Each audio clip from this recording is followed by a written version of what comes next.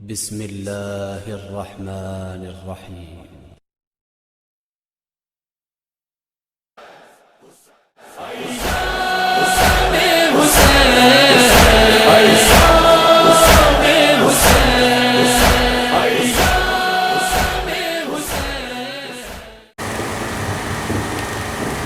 نعرہ تکبیر، نعرہ رسالت، نعرہ حیدری، حسینیت، یزیدیت، مولا حسین علیہ السلام جے قاتل تے لعنت، مولا حسین علیہ السلام جے ذات بلند تر صلوات، اللہم صلی علی محمد و آل محمد وعجل فرد. رحم اللہ من قرأ الفاتحة. بسم الله الرحمن الرحيم. الحمد لله رب العالمين الرحمن الرحيم مالك يوم الدين. إياك نعبد وإياك نستعين اهدنا الصراط المستقيم صراط الذين أنعمت عليهم غير المغضوب عليهم ولا الضالين. بسم الله الرحمن الرحيم. قل هو الله احد الله الصمد لم يلد ولم يولد ولم يكن له كفوا احد. بسم الله الرحمن الرحيم. قل هو الله احد الله الصمد لم يلد ولم يولد ولم يكن له كفوا احد. بسم الله الرحمن الرحيم. قل هو الله احد الله الصمد لم يلد ولم يولد ولم يكن له كفوا احد. بارئ لباس محمد وآل محمد کا اس فرش عذاب و بچھانا، سامعین کا چل کے آنا، مجھ حقیق کی نوکری اپنی بارگاہ میں عبادت کے طور پر قبول فرما. میرے الہ جو لوگ بھی اس میں دامے درنے سوچنے تعاون کر رہے ہیں، بار الہ ان کی توفیقات خیر میں اضافہ فرما. میرے اللہ بانیان مجالس کی زحمت کو اپنی بارگاہ میں قبول فرما. واسطہ محمد و آل محمد کا پریشان حالوں کی پریشانیاں دور فرما. میرے اللہ محمد و آل محمد کے صدقے جتنے بھی بیمار ہیں شفائے کامل و عاجل عنایت فرما. بے اولادوں کو اولاد نرینہ عنایت فرما. تنگ دستوں کو حلال وسیع رزق عنایت فرما. میرے اللہ تجھے اس فرش عزا کا واسطہ اس کے وارث کے ظہور میں تعجیل فرما. ہمیں آپ کے آوان و انصار میں شامل ہونے کی توفیق عنایت فرما. حضرت کے ہاتھوں میں، حضرت کے قدموں میں شہادت کی موت نصیب فرما. تمام دعاؤں کی قبولیت کے لیے مل کے بآواز بلند صلوات.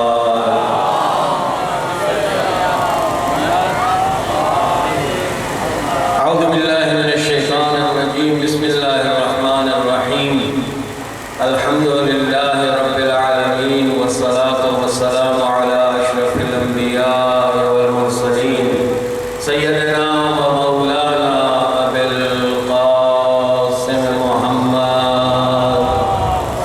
اللہم صل علی محمد وآل محمد وآل الطیبین الطاہرین المعصومین الذین اذهب اللہ عنہم الرجس وطہرہم تطہیرا. اللہم صل علی محمد وآلہ واللعنۃ الدائمۃ علی اعدائہم من یوم عداوتہم الی قیام یوم الدین. اما بعد فقال رسول اللہ صلی اللہ علیہ وآلہ وسلم ان لقتل الحسین حرارة فی قلوب المؤمنین لا تبرد ابدا. صلوات پر محمد و آل محمد.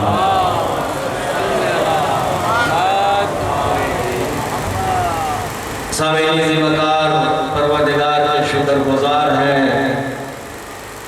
دسترخوان فرش عزائے حسینی پر ہمیں ایک دفعہ پھر اس نے موقع دیا.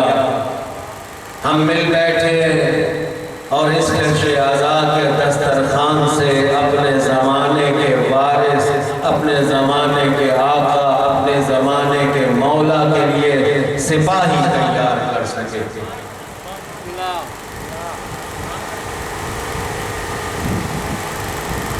بے شک فرش عزا جس کو پروردگار نے کربلا کے بعد سے ظہور حضرت حجت تک وہ درسگاہ بنا دیا، وہ تربیت گاہ بنا دیا ہے کہ جس تربیت گاہ میں حضرت حجت کے ساتھیوں کی تیاری ہو۔ یہ مقصد ہے فرش آزاد۔ سامعین وقار، گفتگو آج کی موضوع سے ہٹ کر خود عزا اور استقبال عزا کے حوالے سے تھوڑی سی عرائض آپ کی خدمت میں پیش کرنے کی کوشش کروں گا۔ کل سے باقاعدہ اپنے موضوع کی طرف جو جانشینی ہے خاتم النبیین عقل کی میزان پر، اس پر سلسلہ گفتگو جاری ہے۔ ایک بلند آواز سے مل کے ذرا صلوات پڑھیں۔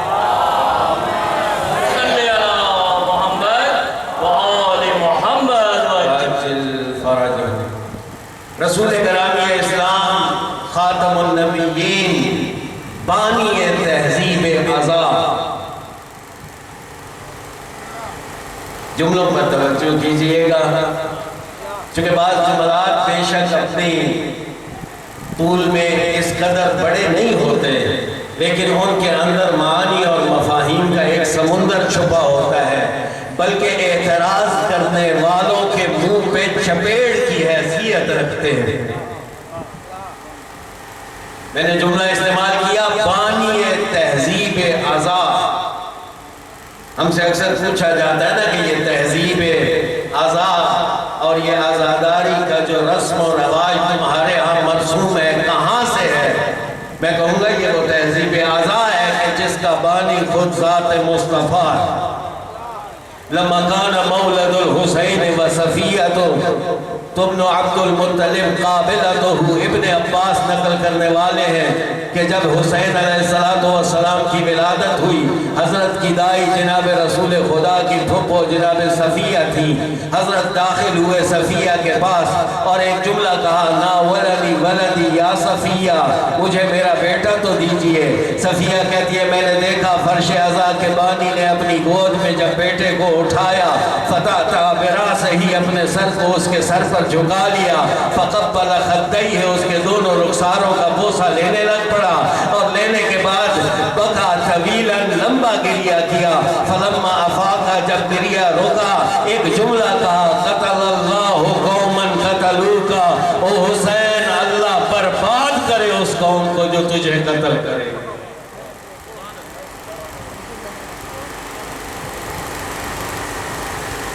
بانی تہذیب عزا خود مصطفیٰ۔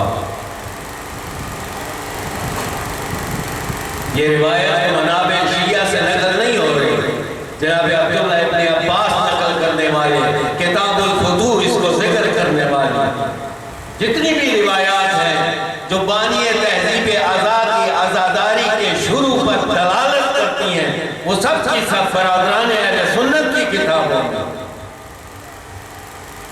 جناب ام سلمہ کا واقعہ ہو، جناب عائشہ کا واقعہ ہو، جناب عبداللہ ابن مسعود کا واقعہ ہو، ابو ہریرہ کا واقعہ ہو، کہ میں نے خود دیکھا مصطفیٰ نے داہنے گھٹنے پر حسن کو بٹھایا ہوا ہے، بائیں گھٹنے پر حسین کو بٹھایا ہوا ہے۔ ایک دفعہ سید الشہداء کے بوسے لینا شروع کیے، سید الشہداء کی طرف دیکھ کر مخاطب کر کے کہتے ہیں، قتل اللہ قوما قتلوکا، اللہ اس قوم پہ لعنت کرے جو تجھے قتل کرے۔ اللہ اے میرے اللہ، میں اس حسین سے محبت کرتا ہوں، تو بھی اس سے محبت کر دے جو حسین سے محبت کرتا ہے، اور اے اللہ میں اس سے بغض رکھتا ہوں جو میرے حسین سے۔ محمد و آل محمد ذات بلند تر صلوات، اللہم صلی علی محمد و آل محمد وجہ۔ بس ایک وسیع مفہوم ہے بانی تہذیب عزا مصطفیٰ، بلکہ اس کو شعار کی شکل دے دی جائے، جس طرح ہم کہتے ہیں نا، ہے ہماری درسگاہ۔ بھائی میری آواز زیادہ بلند ہے سپیکر کی وجہ سے، اپنی آواز بلند ہے ہماری درسگاہ،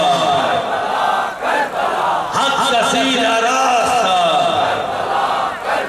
یہ درس کربلا کا ہے۔ اسی طرح یہ بھی شعار ہو، بانی تہذیب عزا مصطفیٰ، مصطفیٰ۔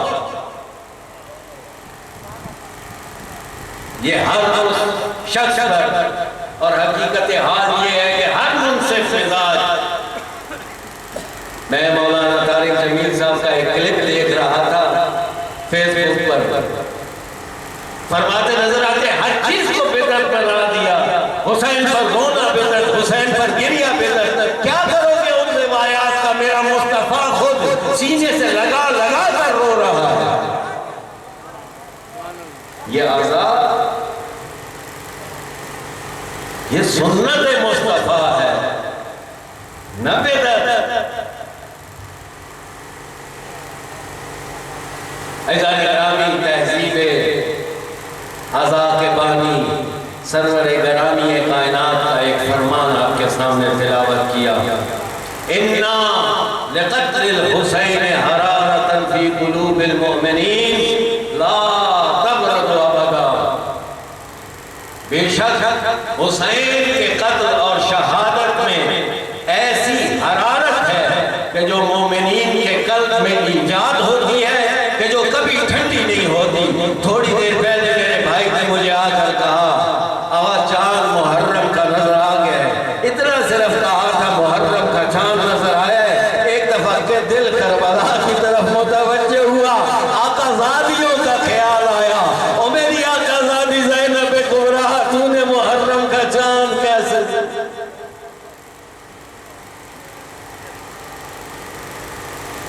اور میرا مظلوم حسین شہید کربلا، چاند محرم کی زیارت ہوئی، جملہ پڑھا اِنَّا لِلَّهِ وَإِنَّا إِلَيْهِ رَاجِعُونَ۔ حسین کا نام آتے ہی دل میں آگ بھڑک اٹھتی ہے۔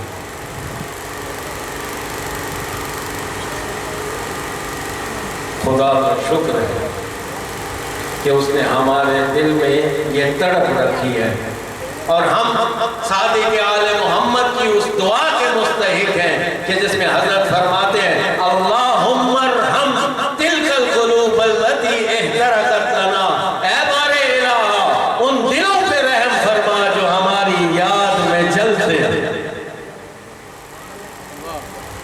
جو ہمارا ذکر سن کے تڑپتے ہیں۔ شکر گزار ہے بارے اللہ شکر نے پھر زندہ رکھا، پھر لا کے زہرا کے بیٹے کے فرش عذاب بٹھائے، پھر ہمارے دلوں کو آنسوؤں کے پانی سے دھونے کا اہتمام کیا، پھر ان قدورتوں کو، ان گناہوں کو، ان ظلمتوں کو جو ہمارے دل میں اکٹھی ہو چکی ہیں دھو دینے کا سامان میسر کیا۔ عزیزان گرامی، نہایت اختصار کے ساتھ چند عرائض، حضرت انسان کی سب سے بڑی مصیبت غفلت، غافل ہو جانا، بھول جانا، اپنے آپ کو بھول جانا، اپنے مقام کو بھول جانا، مقصد کو بھول جانا، زندگی کی شب و روز کے آنے جانے کے نتیجے میں زندگی میں مشغول ہو کر رہ جانا اور بھول جانا میں کس غرض سے آیا ہوں۔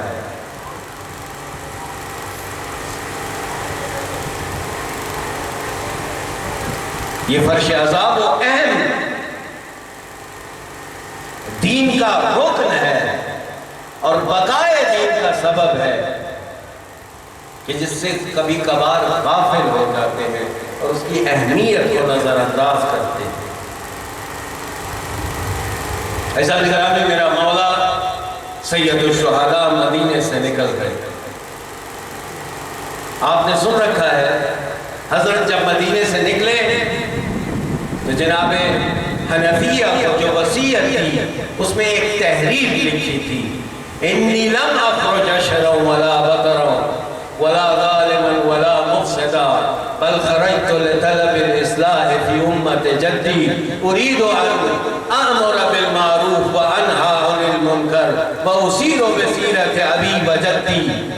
نہ میں غرور اور تکبر میں نکلا ہوں، نہ ظلم و فساد کی خاطر نکلا ہوں، نہ ہی قدرت کے حصول کے لیے نکلا ہوں۔ میں تو یہ درد لے کر نکل رہا ہوں کہ چاہتا ہوں اپنے نانا کی امت کی اصلاح کروں، میں چاہتا ہوں نیکیوں کا حکم دوں اور برائیوں سے، اور اپنے نانا اور بابا کی سیرت کو زندہ کروں۔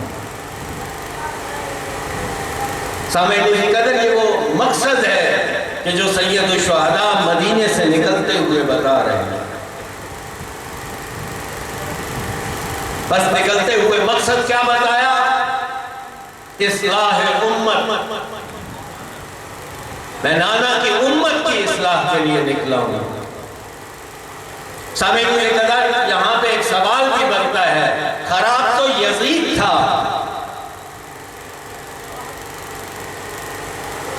پلید تو یزید تھا، نجس تو یزید تھا، ملعون تو یزید تھا، اصلاح تو یزید کی ہونی چاہیے۔ مولا، آپ اصلاح امت کے لیے نکل رہے ہیں، اصلاح یزید کے لیے نکلیے، یعنی مقصد یہ بتائے۔ لیکن حضرت نے یزید جیسے حاکموں کی حکومت کے سبب کی طرف اشارہ کیا ہے۔ کبھی بھی یزید جیسے حاکم حکومت نہیں کرتے جب تک قوموں میں فساد نہیں ہوتا۔ یہ قوموں کا فساد ہے جو حاکم جیسوں کے یزید جیسوں کے حاکم ہونے کو قبول کر لیتا ہے اور خاموشی اختیار کرتا ہے اس میں۔ بس مقصد سید الشہداء اصلاح امت۔ سامعین ذی وقار، یہاں تک اس جملے کو محفوظ رکھیے۔ ایک اگلا مرحلہ، قافلہ سید الشہداء مکہ پہنچا۔ مجھے کچھ سوال کرنے ہیں۔ مکہ پہنچتا ہے یہ قافلہ، سید الشہداء سے حجاج آ کے ملتے ہیں، عمرہ کرنے والے آ کے ملتے ہیں، طرح طرح کے لوگ مشورے دینے والے ہیں۔ کوئی منع کر رہا ہے کوفے کی طرف نہ جائیے۔ انہی مشورہ دینے والوں میں جناب سیدہ زینب سلام اللہ علیہا کے شوہر حضرت کو مشورہ دیتے ہیں، یا اپنا رسول اللہ، کوفہ کی جانب نہ جائیے۔ حضرت نے ان کو ایک جواب دیا، اور یہی جواب جناب حنفیہ کو بھی دیا کہ جب بھائی نے کہا اے میرے بھائی کوفے کی جانب مت بڑھیے، تو وہ جواب دیا کہ جو اپنے نانا سے کئی بار سن چکے تھے، شاء اللہ ان یرانی قتیلا۔ او میرے بھائی، تو جانتا نہیں ہے میرے اللہ کا ارادہ یہ ہے کہ میرا سر نو کے نیزہ پر دیکھے۔ جناب حنفیہ نے دوسرا سوال کیا، آقا اگر آپ نے قتل ہونا ہے تو آپ جائیے، یہ آقا دادیوں کو کیوں لے کر جا رہے ہیں؟ حضرت نے جواب دیا، شاء اللہ ان یراہن سبایا، میرے پروردگار کا یہ بھی ارادہ ہے میری بہنوں کو اسیر ہوا دیکھے۔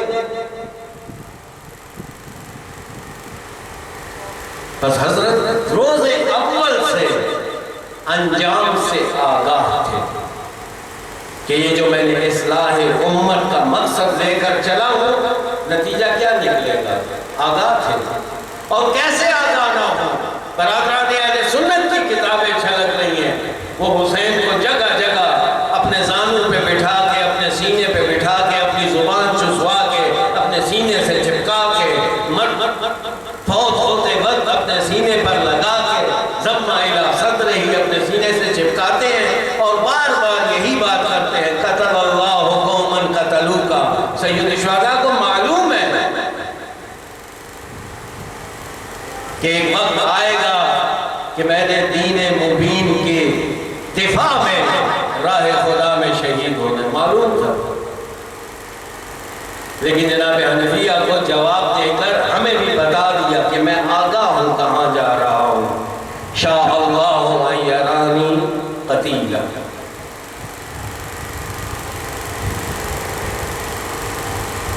اللہ مجھے قتل ہوا دیکھنا چاہتا ہے، مجھے معلوم ہے میں کہاں جا رہا ہوں۔ عزیزان گرامی، مقصد شہادت معلوم۔ عزیزان گرامی، یہ قافلہ آگے بڑھا، کوفے کی منزلوں پہ ایک منزل جہاں پر حضرت سید الشہداء ایک خیمہ دیکھتے ہیں۔ رستے میں جہاں سے بھی یہ قافلہ گزرتا رہا نا، جو حضرت کو لوگ نظر آئے، حضرت اپنے اس مقصد کی طرف ان کو دعوت دیتے رہے، آؤ آؤ میرا ساتھ دو اس مقصد سے۔ تاریخ نے لکھا انہیں اشخاص میں سے ایک عبید اللہ ابن حر جوفی ہے۔ کیا نام ہے اس کا؟ عبید اللہ بن حر جوفی۔ یہ شخص کوفہ سے باہر ایک منزل پر خیمہ لگا کے بیٹھا ہوا ہے۔ حضرت سید الشہداء نے جناب علی اکبر کو اس کے خیمے کی طرف روانہ کیا، کہا جاؤ بیٹا علی اکبر، اس حر جوفی کو میری طرف سے پیغام دو کہ وقت کا امام تمہیں اپنے مقصد کی نصرت کے لیے بلا رہا ہے۔ عبید اللہ نے جواب کیا دیا جناب علی اکبر کو؟ جواب دے دیا کہ مولا میرے پاس بڑے گھوڑے ہیں، مولا مالدار ہوں، اسلحہ بہت سا موجود ہے، اگر چاہیں تو میں آپ کو اسلحہ بھی دے سکتا ہوں، چاہیں تو آپ کو گھوڑے بھی دے سکتا ہوں، لیکن مولا مجھے معاف فرمائیے، میں آپ کی نصرت کے لیے نہیں آ سکتا۔ حضرت امام علیہ السلام نے جناب علی اکبر کو کہا جاؤ عبید اللہ کو ایک پیغام دے آؤ میری طرف سے۔ مولا کیا پیغام؟ پیغام یہ ہے کہ عبید اللہ سے کہو یہاں سے دور نکل جائے۔ کہا کیوں دور نکل جائے؟ اس وجہ سے کہ جو شخص اپنے امام کی آواز نصرت کو سنے، یہ جملہ یاد رکھیے گا، جو شخص اپنے امام کی نصرت کی پکار کو سنے اور اس پر لبیک نہ کرے، اس کی دنیا بھی تباہ، آخرت بھی۔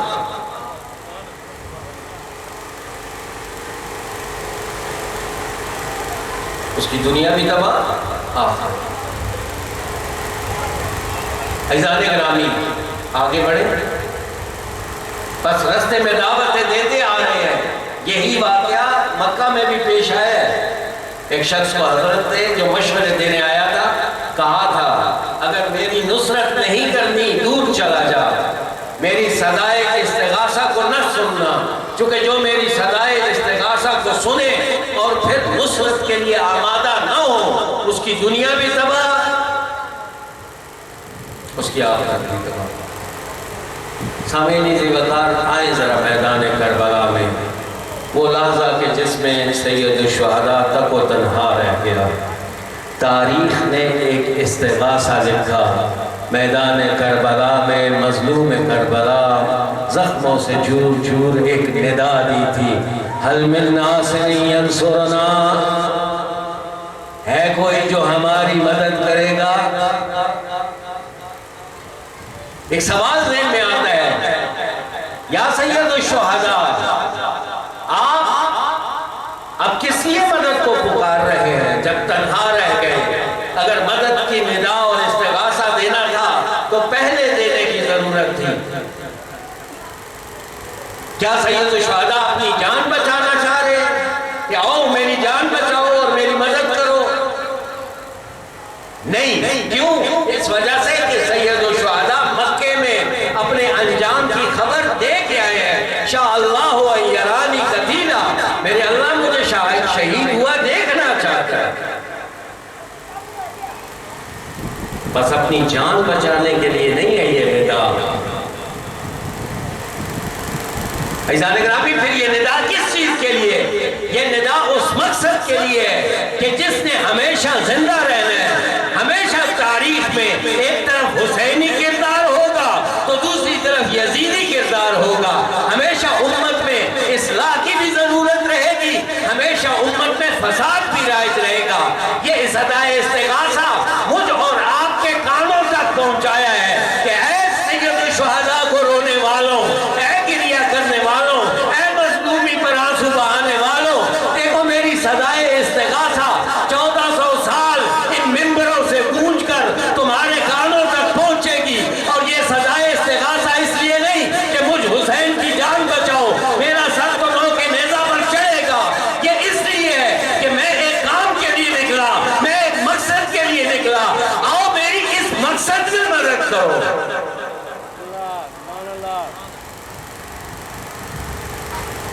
اور پھر عزیزان گرامی ایک اور جملہ، جو صدائے استغاثہ کو سنے اور نصرت نہ کرے، مولا کا کیا فرمان تھا؟ اس کی دنیا بھی تباہ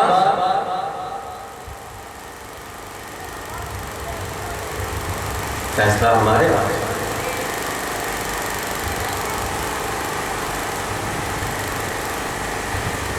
2 جمع 2 4۔ عزیزان گرامی یہ فرش عزا درسگاہ سید الشہداء ہے، یہ تربیت گاہ ناصران حجت دورہ ہے۔ اس درسگاہ کا مقصد اور اس درسگاہ کا ہدف اصلاح امت ہے، وہی ہدف جو سید الشہداء لے کر نکلے۔ اگر اس ہدف سے دور ہے تو کوفے والوں کی طرح جتنے مرضی آنسو بہائیں، اور وہ تو کوفے والے بھی رہے تھے، اور وہ زینب کبریٰ بھی رہی تھی، لیکن کوفے والے تماشائیوں کی طرح مظلومیت میں رو رہے تھے، اور زینب اسی ہدف کی تکمیل میں رو رہی تھی۔ سامعین زیبدار، یہ فرش عزا ذمہ دار بناتا ہے۔ اس فرش عزا پر آنے کے آداب ہیں، اس فرش عزا پر بیٹھنے کے آداب ہیں، اس فرش عزا پر بیٹھ کر کچھ کرنے کے آداب ہیں، اور اس فرش عزا سے لوٹ کر جانے والے پر بھی کچھ آداب اور فرائض ہیں۔ یہ رسم نہیں ہے، یہ عادت نہیں ہے کہ چاند محرم کا آگے آؤ چل کے مل کے روئے اور بس۔ نہ یہاں آنا ایک مقصد کی خاطر ہے، یہاں بیٹھنا ایک مقصد کی خاطر ہے، یہاں سے اٹھ کے جانا ایک مقصد کو لے کر جانا ہے۔ پرچم سید الشہداء علم عباس کو وہ بانس کی شکل میں اٹھانے کا نام نہیں ہے، پرچم سید الشہداء اور علم سید الشہداء یہ ہے کہ اصلاح امت کے ہدف کے لیے کام کرنا۔ وہ شخص ہے جس نے علم حسین اٹھایا ہوا ہے، جو اپنی اصلاح اور اگلے مرحلے پر معاشرے کی اصلاح کے لیے قدم اٹھا، وگرنہ یہ گریہ کہیں خدا ناخواستہ کوفیوں والا نہ ہو، کہیں سید الشہداء یہ نہ کہے کہ میری مظلومیت پر تو وہ تیرے آنسو بہائے۔ یہ بتاؤ جس درد کے لیے میں مارا گیا اس درد کی کیا دوا کی؟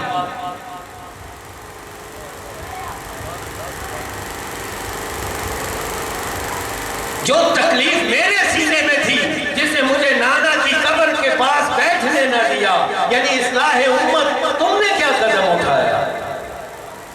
تم تو اپنی اصلاح میں ہی گم ہو کے رہ گئے۔ کبھی سنجیدگی سے اپنے لیے بھی نہیں سوچا کیا کر رہا ہوں شب و روز میں۔ عزیزان گرامی، یہ فرش عزا ذمہ دار بناتا ہے۔ میرا ماتمی آئے، لیکن کیسے آئے؟ اخلاص کے ساتھ آئے۔ میرا عزادار آئے، خلوص لے کر آئے۔ یہ نام و نمود کی جگہ نہیں ہے۔ ممبر پر بیٹھنے والا خطیب آئے، ذمہ داری سے وہ بات کرے کہ جس میں نفع ہے لوگوں کا، نہ یہ کہ لچھے دار باتیں کر کے آپ کی خوشی کا اہتمام کرے۔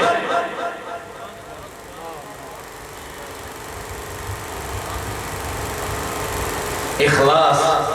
عزیزان گرامی، مجھے یہ بتائیے آج ہماری عزاداریوں میں اخلاص کتنا رہتا ہے؟ آج بڑے جلسے، بڑے خرچے، بڑے لنگروں پہ توجہ ہے، اور نہ معلوم خدا نہ کرے کہ کہیں یہ سب نام و نمود کا چکر نہ ہو۔ آقا صاحب بھی بڑھ بڑھ کے خطابت کرتے ہیں، بڑھ بڑھ کے کلام اور حدیث حدیثیں پیش کرتے ہیں تاکہ بعد میں لوگ کہیں ہاں صحیح کیا قبلہ نے پڑھا تھا. تب برباد سب. خطیب کی خطابت گئی، سننے والے کی سماعت گئی، عزادار کا ماتم کا تماچا جو یزیدیت کے منہ پر لگنا تھا وہ گیا. یہاں تو مقابلہ ہو رہا ہے کس کا حلقہ بڑا تھا، صحیح کس نے زیادہ ماتم کیا. صحیح ہم نے آج اس حلقے کو دکھایا، صحیح ماتم ایسے ہوتا ہے.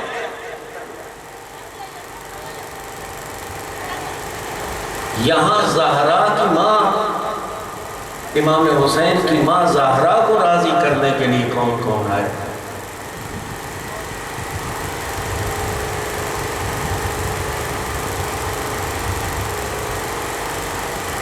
ہمارے بزرگ جو یہاں تشریف فرمائے یہ گواہی دیں گے. ان کے زمانوں میں جب یہ جوان تھے اسی عزاداری میں خلوص تھا، اسی عزاداری میں پاکیزگی تھی. محرم آتا تھا چارپائیاں الٹ جاتی تھی، محرم آتا تھا آنکھوں سے آنسو نہیں رکتے تھے، ایک دوسرے کو مومنین دیکھ دیکھ کے روتے تھے. اور شب عاشور تو کسی پڑھنے والے کو پڑھنے کی ضرورت بھی نہ ہوتی تھی، سینے سے ایک لاوا تھا کہ پھوٹتا چلا جاتا تھا، آنکھوں سے آنسو برستے تھے. وہ دور تھے کہ جب تھوڑے سے لوگ ہوتے تھے، تھوڑے سا اہتمام ہوتا تھا، لیکن پورے خلوص کے ساتھ اکٹھے ہو بیٹھتے تھے. اب تو محرم کی آمد ہے، کپڑوں کی تیاری شروع ہے، جیسے کوئی میلہ لگنے والا ہے، پروگرام بنائے جا رہے ہیں، وہاں جائیں گے یوں کریں گے، وہاں جائیں گے یوں کریں گے، فلاں جگہ جانا ہے، لنگر وہ ہوتا ہے.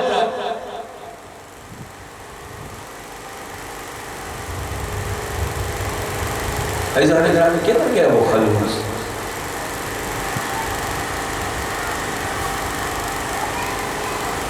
خالی ہوتا جاتا ہے. ہماری ذمہ داری ہے اس فرش عزا پر آئیں اخلاص لے کر آئیں. گھر سے نکلے پہلے قدم پر کہیں یا حسین فرش عزا کی طرف پڑھے. آبادیت کا بڑا پیارا جملہ ہے، جب مجلس کے لیے جا رہے ہو نا اور کوئی پوچھے کہاں جا رہے ہو تو کہو آقا حسین سے ملنے جا رہا ہوں، اپنے مولا حسین سے ملنے جا رہا ہوں.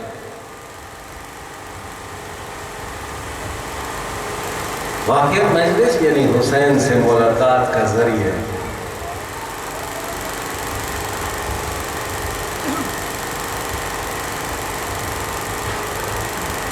آئیں اخلاص کے ساتھ آئیں. عزیزان گرامی، میرا ماتمی، میرا عزادار آئے پاکیزہ ہو کر آئے اس فرش عزا. یہ طاہرین کا ذکر ہے جن کی طہارت کی گواہی خود خدا نے اپنی کتاب میں دی. یہ کیسے ممکن ہے کہ طاہرین کا ذکر کیا جائے خود انسان ناپاکیزہ ہو؟ کسی ایسی شے کو اپنے جسم کا حصہ نہ بننے دیں کہ جو نجاست ہے. میرا ماتمی، میرا عزادار ایسی چیز کو قطعاً اپنے جسم کا حصہ نہ بننے دے، کیونکہ اس نے اپنے سینے پہ ہاتھ مار کے یہ اعلان کرنا ہے مجھے ہر بد کردار سے نفرت ہے. تیرا تو اپنا جسم بد کرداری پر مشتمل ہے. کیسا ماتم، کیسا سینے پہ ہاتھ. خمینی گلشکن کا یہ جملہ، یہ تیرا اٹھتا ہوا ہاتھ تیرے سینے پر نہیں پڑتا بلکہ یزیدیت کے منہ پر تماچا. آپ کو پتہ ہے جو لگتا یہاں پہ ہے، تکلیف کسی اور کے سینے میں کیوں ہوتی ہے؟ اصل یہ ان کے کرداروں پر جا کے پڑتا ہے، یہ ان کا نقاب الٹ دیتا ہے. بڑا بعظمت ہاتھ ہے. اے میرا ماتمی عزادار، جب ماتم کے لیے آپ پاکیزہ ہو کر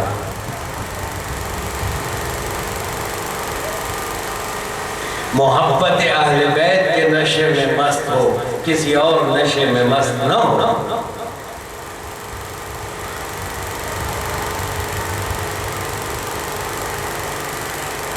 عزیزان گرامی، جب یہاں آئیں کیسے یہ سمجھ کے آئیں کہ میں جو فرش عزا پر جا رہا ہوں، اس فرش عزا پر سے اٹھنے کے بعد میرے کندھوں پر علم سید الشہداء کی ذمہ داری ہے، میں رسول حسین ابن علی ہوں، میرے کندھوں پر رسالت حسین ابن علی ہے، پیغام حسین ابن علی مجھے پہنچانا ہے۔ میں جب فرش عزا سے اٹھ کے جاؤں مجھ میں وہ تبدیلی نظر آئے کہ ہر شخص کہے کہ یہ حسین کا عزادار ہے۔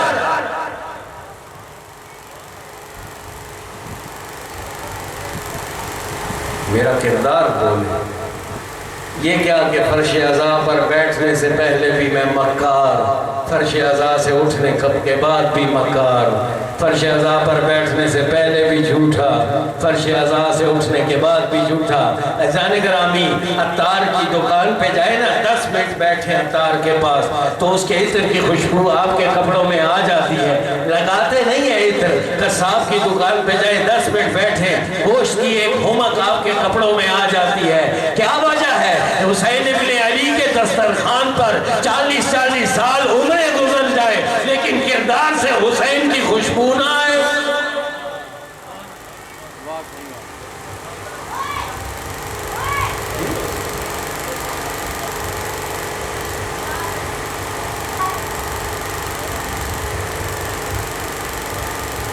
اگر نہیں آئی خوشبو تو غلط فہمی، اس خوشبو کو پیدا کرنا ہے، اور یہ فرش عزا اسی خاطر بچھایا گیا ہے تاکہ وہ خوشبو پیدا ہو۔ عزیزان گرامی، جب اس فرش عزا پر آئیں کچھ لینے کے لیے آئیں،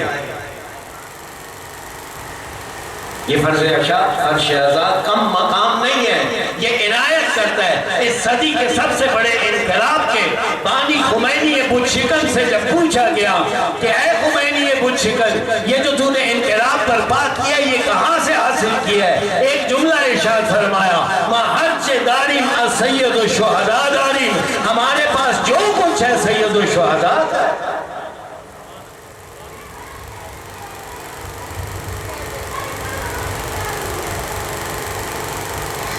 فرش عزا عطا کرتی ہے، لینے آؤ، ارادہ لے کے آؤ، لینا ہے۔ تقصیر ہے، گناہگار ہو، نفس مسلط ہو گیا ہے، عمر پختہ ہو گئی ہے، اخلاقی برائیاں جڑ پکڑ گئی ہیں دلوں میں، مولا سے گزارش کرو، مولا ہم نے تو سنا ہے آپ کا سفینہ سب سے زیادہ کشادہ ہے، مولا ہم آپ کے فرش عزا پر آ رہے ہیں، آپ ہماری دستگیری فرمائیں، آپ ہدایت کا سامان مہیا کریں۔ عزیزان گرامی، ایک واقعہ اور آپ کی رعایت، آپ کی جو ہے زحمتوں کو تمام کروں۔ تہران کا ایک شخص ہے، اس پر متعدد کتابیں لکھی جا چکی ہیں، اس کا نام ہے رسول ترک۔ کیا نام ہے اس کا؟ رسول ترک۔ ترک قوم ہے، ویسے نام اس کا رسول تھا۔ یہ شخص تہران کا بدماش تھا، تہران کا بدماش اور اوباش، جیسے گنڈے ہوتے ہیں نا علاقوں میں، اوباش اور بدماش تھا۔ اس بدماش اور اوباش میں ایک خوبی تھی، وہ خوبی کیا تھی کہ پورا سال نشے میں مست رہتا، پورا سال بدماشی میں مشغول رہتا، لیکن جیسے ہی محرم کا چاند طلوع ہوتا نا، اسے اپنے آقا سے حیا آتی، وہ سب کچھ بند کرتا اور مجلس سید الشہداء میں پہنچ جاتا، اور جب مجلس سید الشہداء میں جاتا نا، پہلے اپنے منہ کو پانی سے اچھی طرح دھوتا، کہتا پاک لوگوں کا ذکر ہے، میرا منہ پورا سال شراب کے نشے میں مست رہا ہے، نجاست سے آلودہ ہے، پہلے اس منہ کو پانی سے دھوؤں پھر ذکر حسین میں جاؤں۔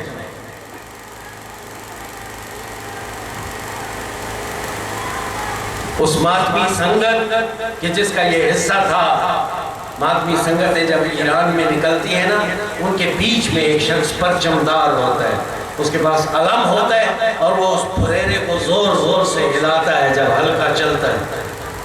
یہ اس سنگت کا، ماتمی سنگت کا پرچمدار تھا رسول ترک.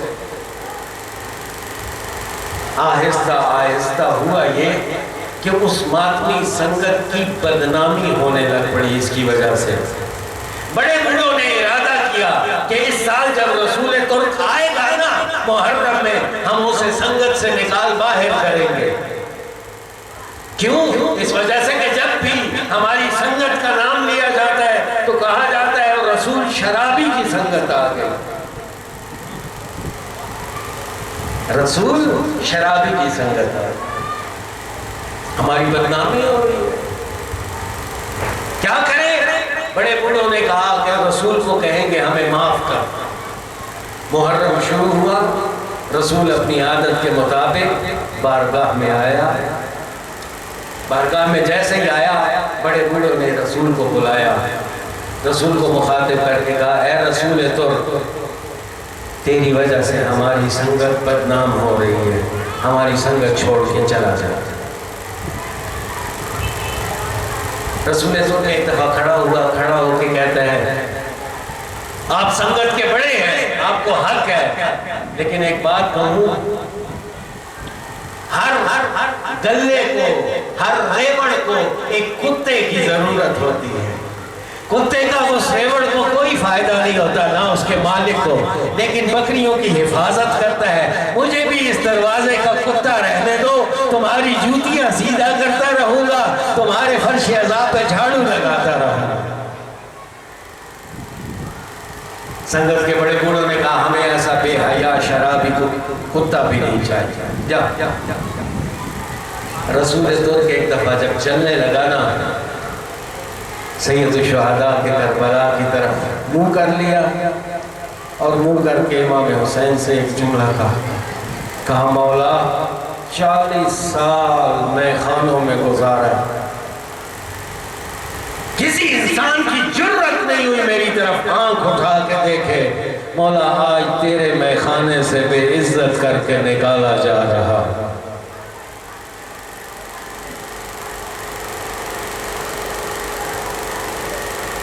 تیرے میں خانے کی حیا میں خاموش، مگر نہ کسی کی جرت تھی جو مجھے آنکھ اٹھاتے ہوئے. عزیزان گرامی، رسول ترک اپنے گھر چلا گیا. کہتے ہیں دروازہ بند کر لیا، اپنے آپ کو کمرے میں قید کر لیا، مسلسل گریہ اور زاری شروع کر دی. دن پہ دن گزرتے گئے. رسول ترک جیسے جیسے دن گزرتے گئے نا، اولادیں دو قسم کی ہوتی ہیں. بعض اولادیں ایسی ہیں کہ وہ وقت پہ گھر نہ پہنچے نا والدین کو پریشانی ہوتی ہے. بعض اولادیں ہوتی ہیں جن کا آنا نہ آنا والدین کے لیے برابر ہو جاتا ہے. آیا نہیں آیا؟ ایک دفعہ رسول ترک سید الشہداء کو مخاطب کر کے کہتا ہے مولا کہیں میں وہ نافرمان اولاد تو نہیں کہ جس کی کمی تجھے سنگت میں اب محسوس ہی نہیں ہوتی. مولا کہیں آپ ہی نے تو نہیں چاہا کہ میں سنگت سے نکل جاؤں، خود نہیں کہا، سنگت کے بڑے بوڑھوں کو کہا کہ جاؤ اسے کہو نکل جائے. عزیزان گرامی، علماء نے لکھا ہے کہ شب عاشور آئی، آدھی رات کا وقت ہوا. اب رسول ترک منقلب ہو رہے. کون سی رات ہے؟ عاشور کی شب. یہ وہ آنکھیں جو گریہ اور عزاداری کرتی ہیں ان ایام میں، انہیں پتہ ہے کہ عاشور کی شب کیا شب ہے. رسول ترک کی روح بے قرار ہوئی، مسلسل روئے جا رہا ہے. آدھی رات کا وقت گزرا، دروازے پہ دکل باب ہوئی. دروازہ کھٹکا، رسول ترک باہر نکلا. دروازے پہ جو پہنچا دیکھا سنگت کے بڑے بوڑھے کھڑے. کہا کیسے آئے ہو؟ مجھے نہیں لگتا خود آئے ہو. وجہ کیا ہے بتاؤ، آئے کیسے ہو، کیسے آنا ہوا؟ کہا ہم سب نے اپنے اپنے گھروں میں ایک ہی خواب دیکھا ہے، اس خواب کے بعد سے اٹھ کے آئے ہیں تیرے دروازے پر. پر. کہا خواب دیکھا کیا ہے؟ کہا ہم خواب میں میدان کربلا میں تھے، ایک طرف حسینی خیمے نصب تھے، دوسری طرف یزیدی خیمے نصب. ہم نے سوچا کہ چل کے حسینی خیموں میں سید الشہداء کا ساتھ دیں. کہتے جیسے ہی ہم ان خیموں کی طرف بڑھے ہم نے دیکھا دشمن کے خیموں کی طرف سے لشکر نکلتا اور لشکر نکل کے امام حسین کے خیموں پر حملہ کرتا. ہم نے دور سے دیکھا ایک کتا ہے جو مسلسل بھونکتا اور ان حملہ کرنے والوں کے اوپر حملہ کرتا اور انہیں پیچھے ہٹاتا. کہتے جیسے ہی ہم قریب ہوئے ہم نے دیکھا وہ جو کتا تھا اس کا دھڑ تو کتوں والا تھا لیکن اس کا چہرہ رسول ترک کا چہرہ.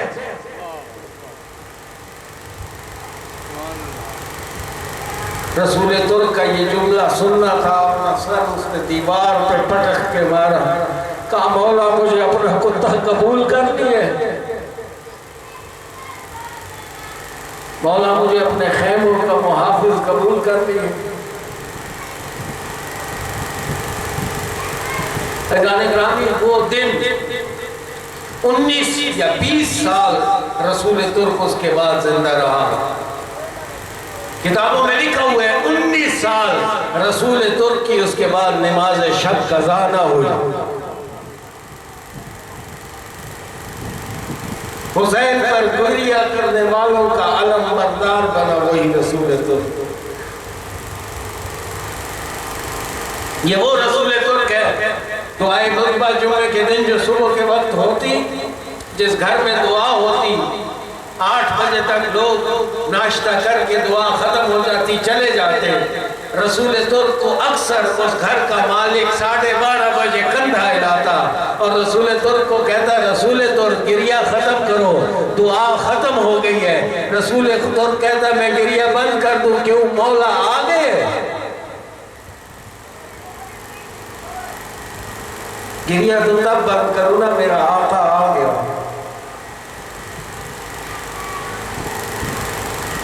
اس قدر بڑا جنازہ رسول ترک کا ہوا جیسے مجتہدین کے جنازے ہوتے اسی تہران میں. عزیزان گرامی، رسول ترک نے اپنے دوستوں کو کہا، پوری کتاب ہے اس کے اوپر رسول ترک کے اوپر، اب تو ترجمہ بھی ہو چکا ہے ظاہر ہے. پھر کیا بن گیا تھا یہ رسول ترک؟ دروازے پہ لینے آیا، جھکا، اگلوں نے دے دیا. عزیزان گرامی، یہ مانگنے کے دن اس فرش عذاب کے وارث سے مانگنے کے دن مولا ہم کتے کمینے سے مولا ظلم کر کر کے اپنے نفسوں پر ہم نے ہلاک کر لیا اپنے آپ. مولا آ گئے اپنے دادا کی دسترخوان، ایک نظر عنایت ہم پر بھی ہوتی. یا صاحب الزمان، ہم کوئی بیمارز تھوڑی ہے، ہماری مسلم کرنے والے.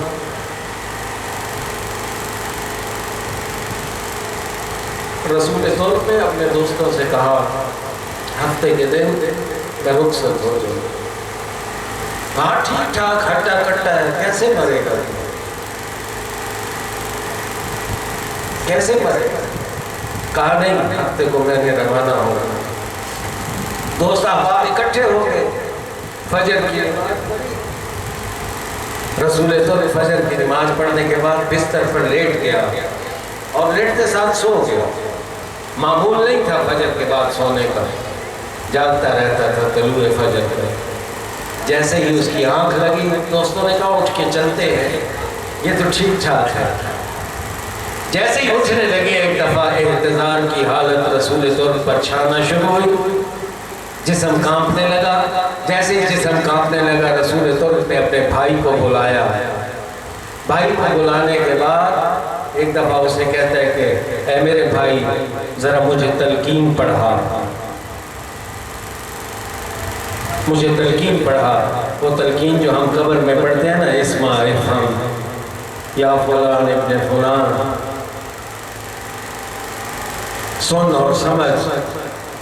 کہا مجھے تلقین پڑھا. تلقین شروع کی اس نے، اذا آتاک الملکان المقربان من عند ربک جب تیرے پروردگار کی طرف سے ملائکہ آئے اور تجھ پر سوال کریں تو بتانا اللہ جل جلالہ ربی و محمد صلی اللہ علیہ وآلہ نبی وعلی امامی وحسن ابن علی امامی. جیسے ہی یہاں تک جملے پہنچے نا حسن ابن علی امامی، تیسرا جملہ اس نے کہا والحسین ابن علی امامی، اور کہ حسین ابن علی امامی ہے.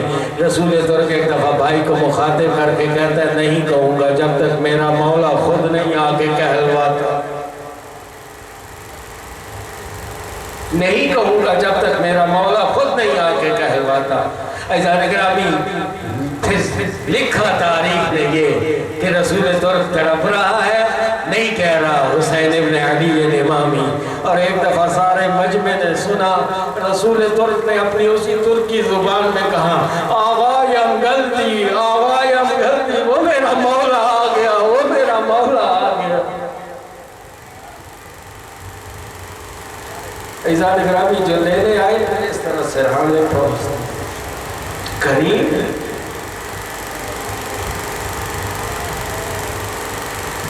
رسول ترک تہران میں فوت ہوا. وصیت تھی مجھے دفن کم میں کرنا، بی بی کے جوار میں. آج بھی جو زیارات پہ گئے ہیں ایک قبرستان ہے جسے قبرستان نو کہتے ہیں، بی بی سیدہ کے حرم سے داہنی طرف اگر منہ کر کے کھڑے ہو اس طرف، وہاں پر اس ولی خدا کی قبر ہے رسول ترک کی. جب اس کا جنازہ تہران سے قم لایا گیا نا، یہ قم نو کا قبرستان بھر چکا تھا، جگہ نہیں تھی. لیکن جیسے ہی جنازہ لے کر آئے دروازے پر ایک جوان کھڑا ہوا ہے. دروازے پر جوان جو کھڑا ہے وہ ان سے پوچھتا ہے یہ جنازے کا مالک کا نام رسول ترک تو نہیں ہے؟ کہا رسول ترک ہے. کہا کیوں؟ کہا مجھے میرے مولا نے خواب میں بتایا ہے میرا مہمان آ رہا ہے، تیرے پاس قبر کی جگہ ہے، جا دے.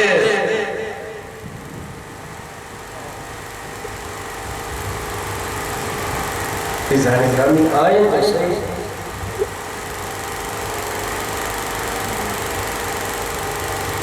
آئے ان کریموں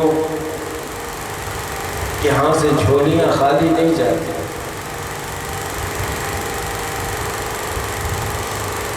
اپنی اولاد کی فلاح اور بہبود مانگے، اضافہ مانگے، اپنی پریشانیوں کا حل مانگے. یہ ٹھیک ہے سب کچھ مانگے، لیکن آپ کی اصلی مانگ یہ نہیں ہونی چاہیے. اصلی مانگ فقط اتنی چاہیے مولا مجھے اس آقا اور مولا امام زمان کے سپاہیوں میں شمار ہونے کی توفیق. مولا آپ کے طرف سے لوگوں کو دیکھ پاتا ہوں، کبھی تڑپا ہے دل، کبھی تڑپا ہے کہ کیوں نہیں اسے دیکھتا. عزیز علی ان ارى الخلق ولا ترى، میرے مولا کتنا سخت ہے کہ میں لوگوں کو تو دیکھتا ہوں لیکن تیرے چہرے انور کی زیارت نہیں کرتا. میرے مولا مجھے وہ منظر دکھا جب تو نے بارگاہ پروردگار میں اپنے سجدے میں سر رکھا ہوتا ہے اور سبحان اللہ کی صدائیں دے رہا ہو. میں بھی تو وہ منظر دیکھوں. یہ مانو، یہ ہے حسرت. دنیا تو گزری جاتی ہے، فقیری میں ہو، تنگی میں ہو، کشادگی میں ہو، بیماریوں میں ہو، آسانیوں میں. یہ جن کے بعد سفید ہیں ان سے پوچھیں کیسے گزری. گزرنے کے بعد سب ایک جیسے امیر و فقیر. قبر کے دہانے پر کوئی امیر فقیر نہیں ہے. ہاں فرق یہاں پڑتا ہے کون اس کی بارگاہ میں حاضری دیتا رہا اور کون اس کے دربار سے دور رہا. سامعین وقار جب یہاں آئیں یہ 10 ایام لیں گے، مانگے سید شہداء مولا گناہوں سے آگے، مولا تجھے تیری ماں زہرا کا واسطہ،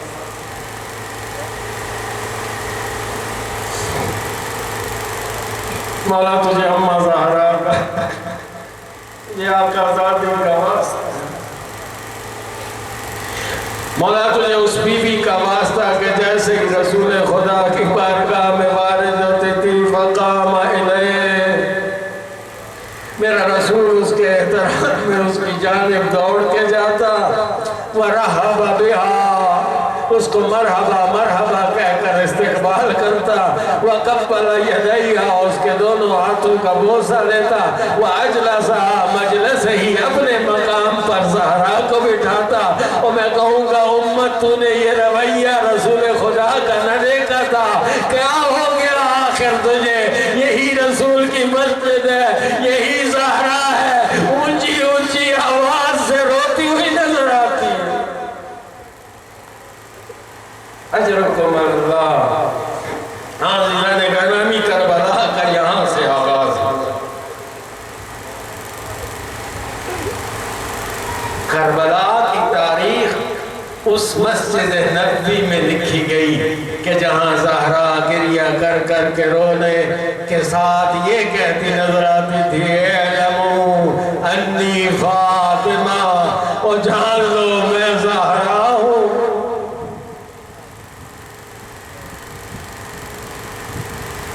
عزیزان گرامی، رسول کی وہ بیٹی کہ رسول خدا جناب سیدہ کے بہت زیادہ بوسے لیتے۔ کسی نے پوچھا یا رسول اللہ اتنے بیٹی کے بوسے کیوں لیتے ہیں؟ کہا جب بھی مجھے جنت کی خوشبو کی خواہش ہوتی ہے میں اپنی بیٹی زہرا کے بوسے لیتا ہوں۔ میرے پروردگار نے اس میں جنت کی خوشبو رکھی ہے۔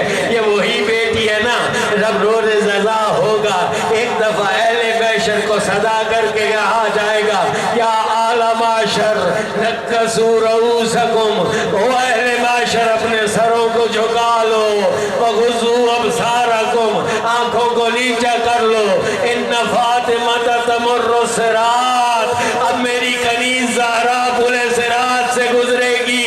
میں کہوں گا میرے آقا ختمی مرتبت بھی اسی مجمع میں سر جھکا کے کھڑے ہیں، ابراہیم اسی مجمع میں سر جھکا کے کھڑے ہیں، اسماعیل اسی مجمع میں آنکھیں نیچی کر کھڑے ہیں، نوح اسی مجمع میں، اور جس کی تعظیم کی خاطر 1,24,000 انبیاء آنکھیں جھکائے سروں کو نیچا کرے، نہ جانے کیا ہوا کہ اسی آقا زادی پر رسول کے جانے کے بعد اِنَّا لِلَّهِ وَإِنَّا إِلَيْهِ رَاجِعُونَ۔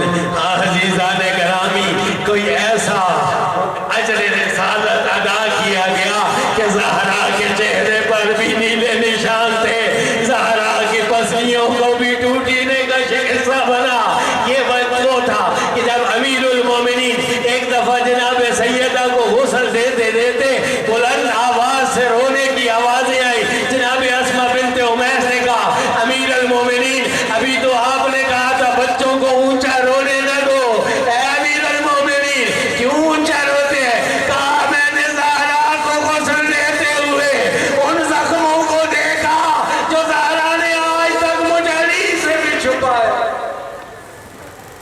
اجرکم اللہ۔ ایسا اجر رسالت ادا ہوا کہ در و دیوار کے درمیان آقا ذاتی ہے، اور ایک دفعہ رسول کو مخاطب کر کے کہتی ہے یا رسول اللہ آقا تو فالو بے حبیبتک، اے رسول خدا تیری محبوبہ سے ایسا ہی سلوک ہونا چاہیے تھا۔ یا فضلہ تو خزینی، اے فضلہ مجھ زہرا کو سنبھال، واللہ لقد قتل ما بین احشایا، خدا کی قسم جو میرے پیٹ میں تھا اس کو شہید کر دیا گیا۔ میں کہوں گا یہی تک ہوتا، میری زہرا علی کے پیچھے جب بھاگی ہے، امیر المومنین کو رسیوں سے کھینچا جا رہا تھا، جناب سیدہ نے جا کے ہاتھ رکھا کمر بند علی پر، اب کسی ظالم نے ہاتھ چھڑانے کی کوشش کی، جب نہ چھوٹا ایک وہ گھنٹر اٹھایا اور کہا کن فزمار۔ روایت کہتی ہے اس نے زور سے پڑا، میری ماں زہرا کی چادر مٹی کے رنگ سے رنگ۔ وَسَيَعْلَمُ الَّذِينَ ظَلَمُوا أَيَّ مُنقَلِبٍ يَنقَلِبُونَ إِنَّا لِلَّهِ وَإِنَّا إِلَيْهِ رَاجِعُونَ بِقَضَائِهِ وَتَسْلِيمًا لِأَمْرِهِ لَا مَعْبُودَ